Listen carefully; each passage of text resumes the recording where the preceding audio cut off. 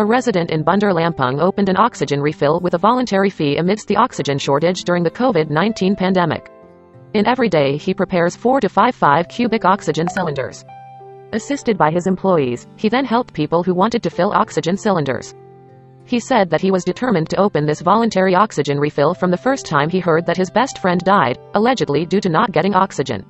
At that time, his best friend was in self-isolation due to COVID-19.